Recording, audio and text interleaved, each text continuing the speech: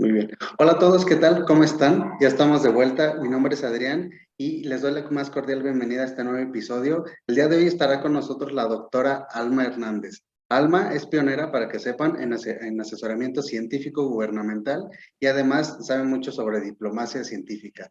Ella ha sido becaria de la Academia Mexicana de Ciencias y del Instituto Científico Pfizer.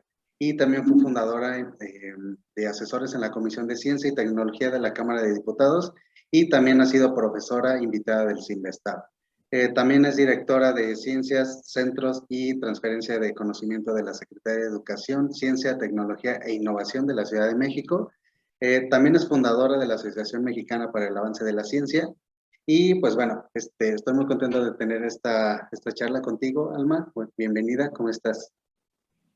Adrián, muchas gracias. Buenas tardes. Bien, me encuentro muy bien, muchas gracias. Son algunas precisiones. Ya no estoy en la Secretaría desde el año pasado, pero sigo trabajando en muchos de los temas que son muy cercanos a lo que desarrollamos ahí. Excelente, excelente. Yo pensé que todavía estabas aquí. Bueno, muchas gracias por tu tiempo, de verdad, gracias por aceptar la invitación. Y pues bueno, hoy quiero platicar contigo sobre todo esto, sobre tu experiencia y sobre tu perspectiva con respecto al tema de la ciencia y la política en México. Pero bueno, antes de comenzar, me gustaría que nos platicaras un poquito más de ti. ¿Cómo es que decidiste dedicarte a esto de la política científica? Cuéntame un poquito más sobre tu trabajo y tu experiencia. Sí, gracias. Eh, Me gusta creo, que la experiencia principal que me llevó al camino que ahora estoy es una combinación de diversos factores que comenzaron en la universidad, ¿no? Me preguntaba mucho cómo es que se hacía investigación en las instituciones y desarrollé algunos trabajos con profesores, ahí llegué a la maestría y seguí escuchando las mismas quejas, los mismos comentarios de la ciencia en México está muy mal, no tenemos suficiente presupuesto, la gente que toma decisiones no sabe lo que está haciendo, etcétera, ¿no? Okay. Y, y fueron tantas y tantas que en algún momento yo les decía a mis profesores, estoy de acuerdo, pero ¿y qué hacemos nosotros? Y luego, ¿Qué es lo que podemos hacer para cambiar eso? Y me decían, ay, Alma, yo no sé, yo tengo demasiado trabajo como para perder el tiempo en eso. Así, perder el tiempo en eso. claro. Y entonces yo decía, bueno, pues si eso es al final del día, eso es lo que nos mantiene en esta dinámica. Y si tú crees que es una pérdida del tiempo, pero aparte crees que los que lo hacen no saben cómo hacerlo, pues entonces estamos dando vueltas en círculos y de ahí no vamos a salir, ¿no? Y pensé, yo no quiero llegar a una cierta edad donde me encuentre en las mismas condiciones que ellos, quejándome por absolutamente las mismas cosas, sin tratar de haber hecho algo al respecto. Y por eso fue que después de la maestría decidí cambiarme a un doctorado para intentar explorar cómo se tomaban las decisiones, particularmente relacionadas con la política de la ciencia. Ok, muy bien, sí, tienes toda la razón. La verdad es que a veces nos pasamos, oye, es que está mal, está mal, está mal, y luego, ¿qué sigue después de ahí, no? Esta parte también yo la he escuchado cuando estuve en el posgrado de manera muy frecuente. Tienes toda la razón. Muy bien. Y oye, una pregunta así como también eh, como fuera de la academia o fuera de tu ambiente profesional, ¿qué respondes, por ejemplo, cuando la gente te pregunta, oye, ¿a qué te dedicas? ¿Qué les dices? Cuando la gente me pregunta a qué me dedico, primero sí hago mi cara de, híjole, porque no puedo, a veces lo más fácil, cuando sé que es alguien que me pregunta sin un interés más allá del formal, ¿no? Así de una plática no sé, una plática que tú sabes que no va a progresar más allá, y les digo, química o profesora o cualquier Sí, cosa que yo sé que ya los va a dejar tranquilos y ya no me van a seguir preguntando. Pero sobre todo cuando me encuentro en el bus a alguien que me empieza a hacer preguntas o el electricista que vino a arreglar alguna cosa a la casa y me empieza a preguntar qué hago, eh, me gusta tomarme un momento para tratar de explicar qué estoy haciendo, ¿no? Y cuando eso pasa, les digo que mi trabajo es intentar que se tomen decisiones orientadas por evidencia científica. y ya digamos que dependiendo de con quién esté platicando, puede o no abundar en ¿y qué es eso? ¿O por qué? ¿O cómo? Sí, pero la verdad es que sí es una pregunta medio difícil. Sí, sí, sí. Está complicada a veces. Y sí, yo también la hago así, cuando alguien pregunta, eh, ya te das cuenta, ¿no? Si va a trascender, bueno, te explico un poquito más. Si ves que no, pues ay, hago tal cosa, para que sea más fácil de responder y no complicar, porque igual luego no te pueden entender, ¿no? O es más complicado. Muy bien. Oye, y cuéntame un poquito más sobre estos proyectos. Tengo mucha curiosidad de saber esto que has creado con lo de la interfaz. Me parece que tiene que 3 años, más o menos, 4 Sí, que empezó, y de la sí. asociación que hiciste. Bueno, primero debo decir que comenzó con esta idea de ver por qué no tenemos un mediador, ¿no? Entre que hable el idioma de la ciencia, pero también el de la política, como sí existe en otros países. Esta idea surgió justo cuando me cambié de la maestría al doctorado raro que me dicen todos, eso es un doctorado raro. Y, No, yo lo vi, me encantó, dije, no manches, qué buen tema. y decidí entonces, después de un buen rato, digo, te podría contar porque al final no trabajé con el tema que quería, con el que inicié, pero al final del día pensé en esto de por qué no tenemos empresas de base tecnológica en México, ¿no? ¿Qué realmente, por qué no tenemos así muchas, ¿no? Tenemos contaditas y empecé a checarlo.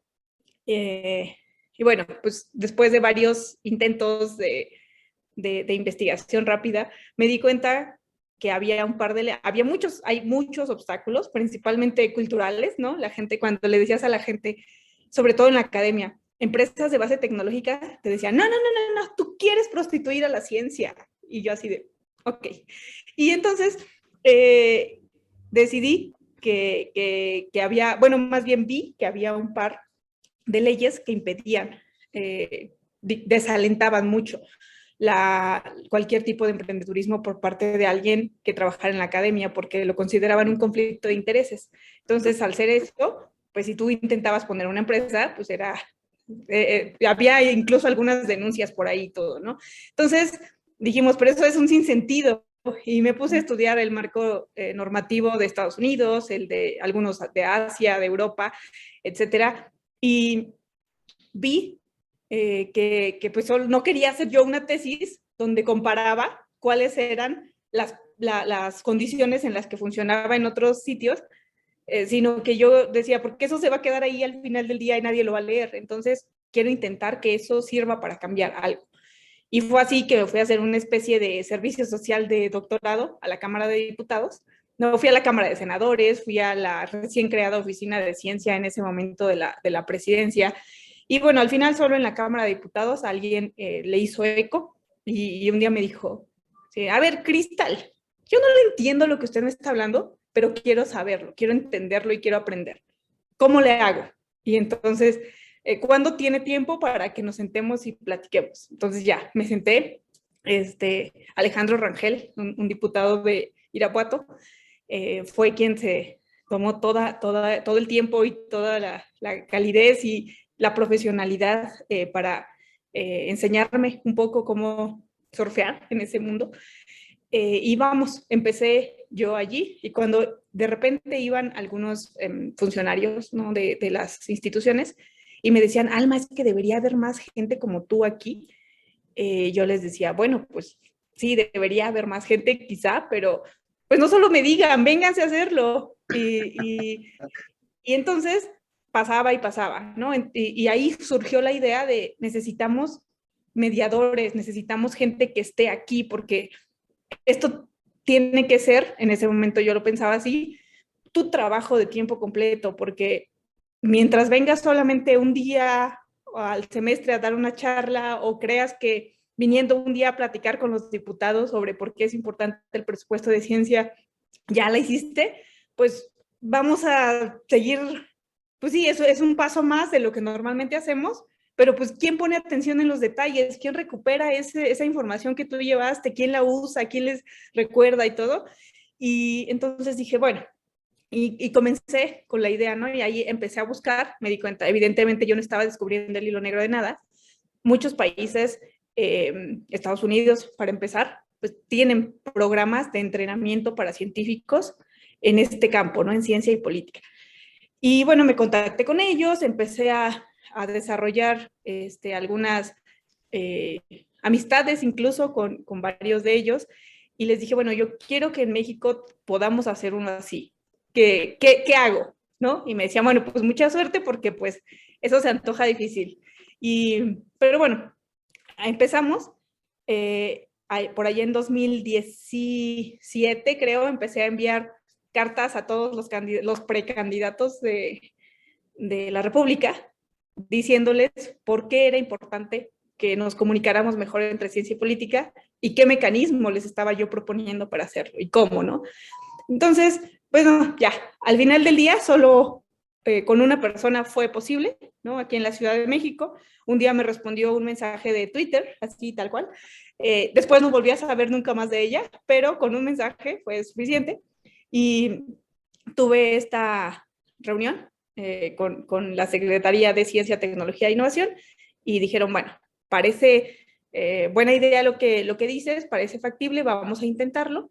Y así fue que en 2019 formalmente inició, ¿no? Se diseñó toda una convocatoria basada pues en las principales prácticas y experiencias de éxito, principalmente internacionales en otros sitios, y se eligieron a 6 personas, 6 doctores en ciencias y doctoras, 4 mujeres, 2 hombres, para ir a 6 dependencias de la ciudad, ¿no? Antes de enviarlos a las dependencias, pues se les da un curso, se les dio un curso del que varios de sus colegas me ayudaron a venir, a darles un curso de entrenamiento así intensivo, rapidísimo, porque puedes agarrar un doctor y aventarlo al ruedo de... Es muy distinto el ambiente y todo, y no vamos a tener... Lo más común que obtienes es un montón de frustración, porque ya te imaginas, ¿no? Todo lo que, a lo que se enfrentan, lo que ven, lo que dicen, y cómo agarras eso y lo transformas en algo que pueda tener un impacto más grande.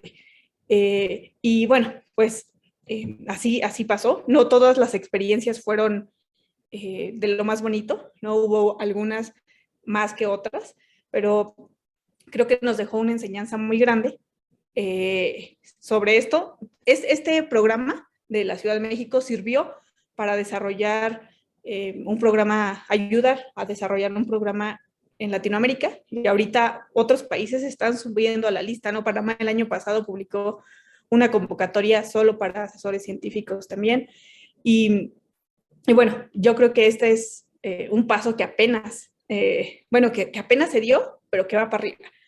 Y bueno, a raíz de ello, que conocía todas estas personas con unas experiencias también tremendas, fue que dijimos, oigan, ¿y por qué no hacemos algo más, ¿no? Y así fue que el año pasado, apenas el año pasado, decidimos finalmente formalizar la creación de la Asociación Mexicana para el Avance de la Ciencia, con la idea justamente a muy largo plazo, porque pues requiere un montón de recursos, no solo financieros, sino también materiales y humanos, poder establecer en México programas de formación de este tipo. Ok, muy bien. Oye, y el acercamiento como tal fue, o sea, tú dijiste, o sea, voy a ir yo sola, yo les mando los mensajes, yo redacto las cartas y yo hasta que me hagan caso. Sí, fue así, bien directo, así, yo solita. Sí, así fue. Ok, Sí, no, lamentable o afortunadamente no tengo un padrino o madrina que me acercara más a algunos o un apellido rimbombante, que es esos que te abren las puertas en todos lados, pero sí, fue así, literal. ok, Te puedo mostrar ahí mi alterón de acuses que tengo de las cosas que hacía para decirle a la gente, oye. ok, muy bien. Se me hace padre porque, o sea, realmente qué se necesita, ¿no? O sea, qué se necesita para hacer las cosas, para intentar hacer un cambio que quieras, o sea, ganas de hacer las cosas, no necesitas de nada más. Pues por eso me encanta. O sea, qué bueno, la verdad, que lo hiciste, que tuviste una buena respuesta y que te llevó a empezar a trabajar en esto. Qué bueno. Eh, y hasta Bueno, ahora, yo Adrián, sé que... perdóname, si me permites agregar algo nada más rapidísimo. Sí, dime. Creo que muchas veces se puede confundir o malinterpretar el hecho de que dices, ok, parece que todo, que lo intentó y se pudo hacer, ¿no? Que fue un golpe de suerte, por así decirlo. Pero digo, tú lo sabes muy bien, ¿no? Detrás de un golpe de suerte hay 30 fallidos. Entonces, creo que también es muy importante retomar alguna de esas aprendizajes del fracaso y algunas lecciones que sí te ayudan para otras que de plano dices esto no tuvo ningún sentido y fue, no sé, ¿no? Pero creo que es importante que tengamos presente esto del fracaso y no siempre saber lidiar con él, ¿no? Yo hace unos meses me di cuenta que estaba en un bache en donde había perdido motivación por hacer muchas cosas, ¿no? Y empiezas a recordar qué me llevó a esto. Y dices, bueno, hubo una situación que lo detonó, pero atrás de eso está este fracaso y este no, y este hazte para allá, y este quítate porque tú eres una niña, y este tú no, y bla, bla, bla. Entonces, es difícil y a veces, y luego eso contribuye a que te sientas más impostor que otros o que antes, porque dices, es que a todos les sale algo bien, porque a mí no, debo ser yo quien estoy fallando, y no siempre es así. Ok, sí. Ahora que tocas este tema del fracaso y del éxito ya después, quiero preguntarte sé que eres alguien muy joven, o sea, tienes ¿qué, 34 años? 6. 36 años. Fíjate que te das años. O sea, eres muy joven, o sea, falta muchísimo camino por recorrer, todavía muchas cosas que hacer, pero hasta ahora, ¿cuál ha sido tu más grande éxito y tu más grande fracaso que has dicho, híjole, este sí está pesado y lo puedo liberar o apenas estoy en eso? O, a ver, cuéntame. Sí, yo creo que el éxito más grande que podría pensar yo eh, que he tenido es contribuir y ver, más bien, ver cómo hay personas que cambian de parecer, ¿no? Y que dicen, oye, tenías razón, necesitamos hacer esto, necesitamos continuar por esto y contagiar a más personas el ánimo y las ganas de trabajar en este campo. Eh, ese creo yo que ha sido y probablemente seguirá siendo el éxito más grande que yo pueda considerar. Sí, ok. Y uno grande, un fracaso grande. Ya, Uf, y si ya lo pasaste o estás en eso, o de plano no pudiste pasarlo. yo creo que ahí, ahora mismo, así, ese es mi secreto, capitán, ya todo el tiempo estoy en medio de un fracaso, entonces ya, ya no se siente tanto, ¿no? Pero, pues mira, ahí, justamente durante el doctorado aprendí, no en el aula, sino en la arena política, que por más que hagas bien tu trabajo, hay cosas que no dependen de ti. Y el lidiar con esa frustración, creo que aún me sigue costando, aún me sigue, a pesar de que yo digo, no, ya soy casi zen en eso, ya puedo decir, yo voy a hacer lo mejor que pueda, hasta donde pueda y lo demás, pues ya no depende de mí. Pero creo que lidiar con esa, sí, esa frustración, ese sentimiento de, pero ¿por qué no? Si ya solo faltaba una llamada, ¿sabes? Si ya solo faltaba una llamada para que se pudiera hacer, ¿qué pasó? Eso todavía me sigue y tengo muchas que solo faltaron una llamada y que siguen siendo fracasos, que yo creo que son fracasos, pero que no son mis fracasos, ¿sabes? Y aprender a diferenciar cuáles sí son fracasos tuyos y cuáles no, también cuesta. Sí, sí, sí, sí. Ok. muy bien, perfecto. Oye, y para entrar un poquito más en tema de esta parte política, ¿tú cómo ves el panorama de la política científica en México como tal? Así de manera muy general. Difícil, retador. Creo que necesitamos empezar a trabajar de manera integral y no lo hemos hecho. O sea, tenemos un gran atraso que viene desde décadas atrás y en esta nueva administración pues no nos están ayudando tampoco. Y creo que pueden crecer aún más muchas de los rezagos que traíamos. Yo un amigo me decía, no, espérate, danos chance otro año. Yo, pues es que ya pasaron varios años y no digo que todo vaya mal, pero no veo nada que me indique que algo va bien o que hay muchas cosas que van bien, quiero decir, porque a lo mejor si hay cosas destacables, que siempre hay algo destacable, pero creo que el balance entre la política no sé cómo llamarla así, previa a esta administración o previa a este sexenio, más bien sí, previa a este sexenio, llega un punto en el que dices, ay, ya no sé si estaba peor antes o ahora. Pero eso es una percepción que yo he podido desarrollar, ¿no? Basada en las lecturas que he hecho y en las revisiones de los temas que comúnmente reviso, pero pues bueno, yo creo que como todo, todos estamos esperando que esto mejore de alguna manera, no sabemos cómo, ojalá que hubiera una varita mágica y que por decreto todo mejorara, pero lamentablemente no solo va a depender de eso.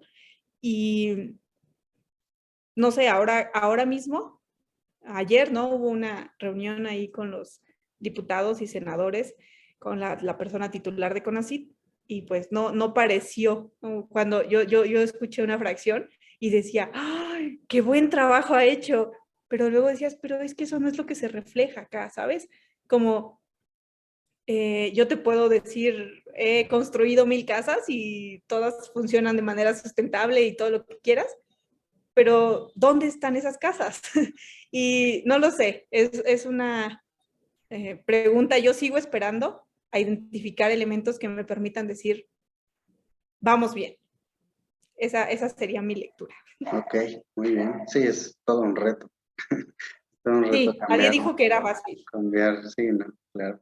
Oye, ¿y hay algunas instituciones en particular que estén trabajando para facilitar esto? O sea, aparte de la asociación, por ejemplo, que hiciste, ¿hay alguien más, no sé, alguna instancia de gobierno que digas, ah, mira, ellos como que sí, pues sí les importa, alguna institución, no lo sé?